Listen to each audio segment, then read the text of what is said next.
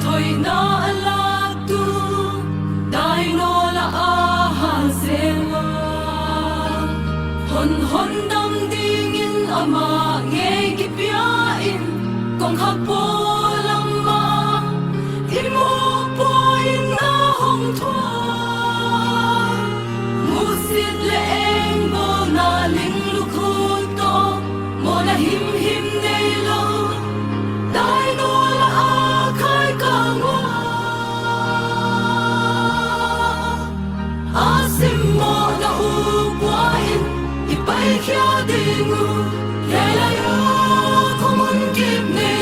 hi lo en ki thoi na hin pa thian pom ta ke ding hong u ni kwa ding u dai no la a thua ngai ko bi ding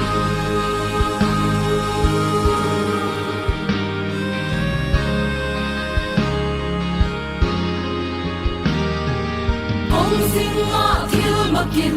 a ki puang khia hon sana sai oi song le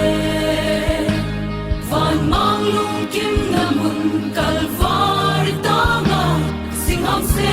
dong ma van mang ta pa thuang na mu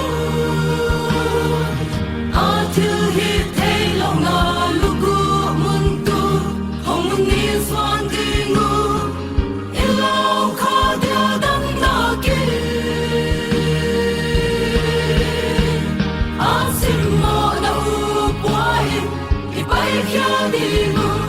ya ya ya kong kip nei hi lo e ki thoi na hin pa thian pom ta ki ding hong u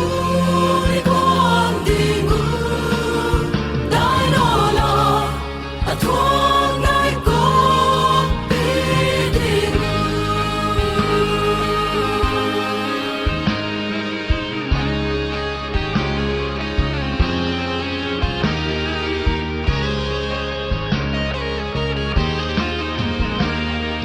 đâu qua cái xe lùng điệu đông cô thông in